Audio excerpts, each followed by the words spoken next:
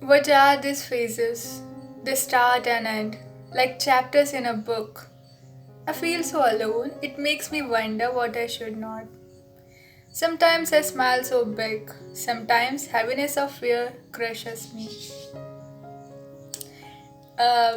I started with little overthinking which goes on in my head, and it's about all those cycles which go on in our life, and its life just wants us to learn the lesson, and well, we can't run from it. We have to learn it. Yeah.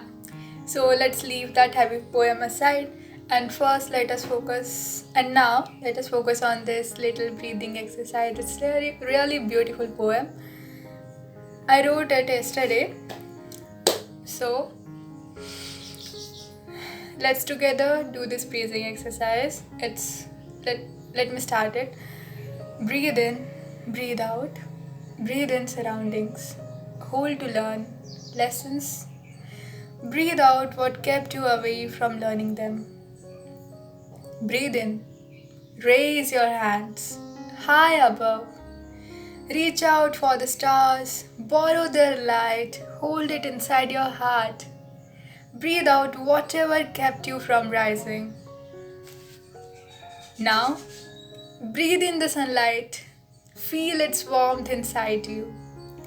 Loosen up the grip. Let your eyes relax. Relax your shoulders. Breathe out all the heartaches. Remove those rocks. Release them, light as feather, into the air. Many times, what happens is, like you were just sitting here and a random thought pops up in your head. Maybe something happened in your past. Obviously, many things happen, but a random thoughts where you feel, oh, I was so dumb. Why did I do that? I wish the whole earth to get apart and me to fall inside and everything should just end. Maybe some big mega quake would come and blah blah blah blah. All those things come in our head, and maybe the situation was just this small, but you imagined it so many times with so much of intensity. Now it becomes as big as this earth for you, and that is nonsense, obviously. So breathe it out. That is what this poem is trying to tell you, and really inspiring poem it is. I don't know how I wrote it, but it came to me and I presented it to you. I hope it will help you. Now I have another one poem, and there are many more, but it's about roses and their tail with some human perception, specifically my perception. Where did the rose go when it had bloomed so big? I let it be. Did not pluck it because it was so beautiful. I see dry petals on floor and some still attached to plant, waiting to fall, to join others. Maybe to feel complete as a flower. Once they were, now they are just singular petals. So, it's about time. Something feels so beautiful and you want it to stay as it is forever. But time goes on, everything changes. So, yeah, the rose got dry and the petals had to fall. They started falling. Some are still attached, but soon they will be falling. And yeah, maybe they think that they can turn into flower again, but in the end, we know the truth.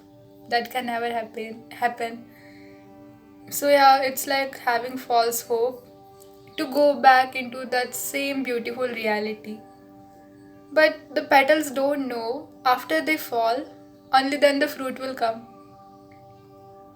And that is progress and it is more beautiful. And inside that fruit, there will be seeds, and seeds will be dispersed, more rose plants, no more flowers. But here, the flower doesn't realize it. so the petals don't realize that too. And this is how we are.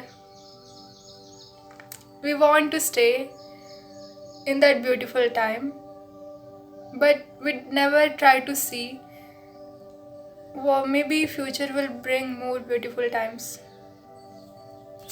Okay, now let's move to this another poem. I really like number 7 and 3. So, but nowadays number 3 is my really favorite number, because it just keeps popping up everywhere I see and do, and like everywhere it is. I ran 3 miles to see you. Each step carried heaviness of when I had lost you. I was broken as much I am now, and I broke you too, thinking you were meant to mend my crushed pieces. Life tried its best, and I lost you. But still, I ran 3 miles to see you. And life was again, and life won again. It was too late. In my memories, you stay fresh as present. Same was not the case with you. My memories had already withered. Now I stay as your past, meant to be forgotten and moved on from. I was watching a short film, and there was this couple, and one had big baggage of his insecurities and all that, and the other one really tried to keep their relationship going, but it didn't work, and the other one still blames the one who tried to keep it. You know, relationships don't work when your baggage is too heavy and you carry it with you into the present and also in the future. The past has to be kept in past, and we sometimes think that other person will come and they will just move uh, their magic stick and everything will be healed. But healing takes time, it takes energy, and it turns you into a beautiful person which you are, but you have to become that.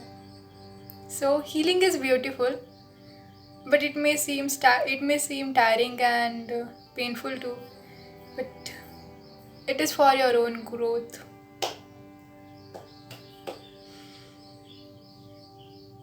Another poem. Eyes full of questions, ears yearn to hear. Eyes full of questions, ears yearn to hear.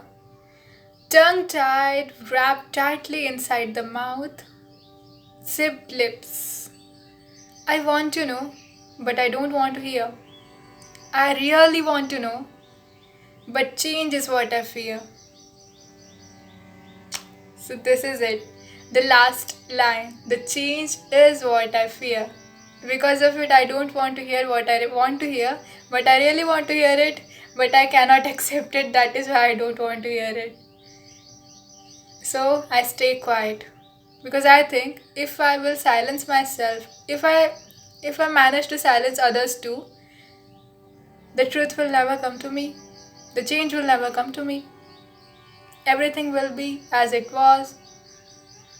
But it's time, and you can't play with time.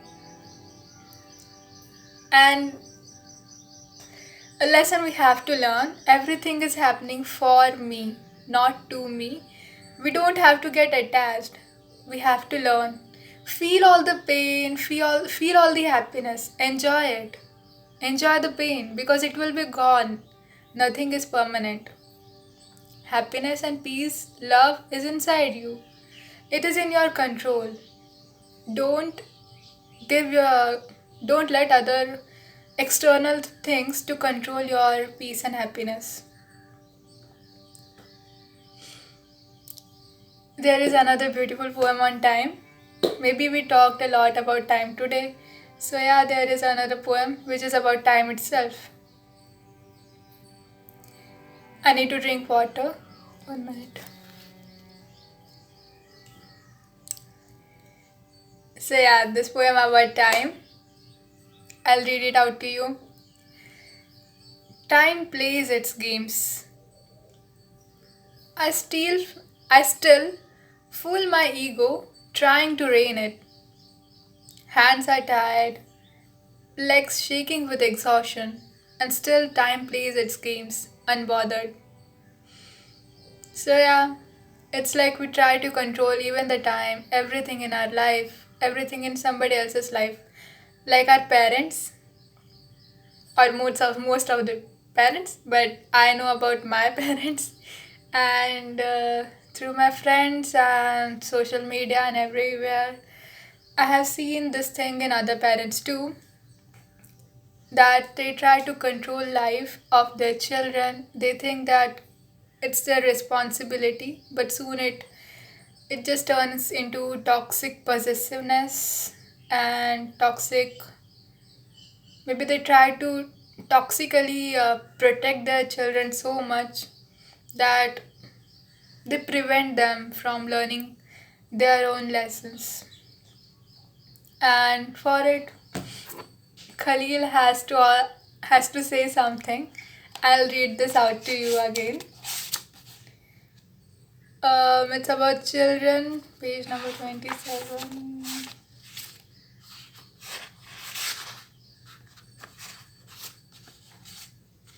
Children. And a woman who held a babe against her bosom said, "Speak to us of children." And he said, "Your children are not your children,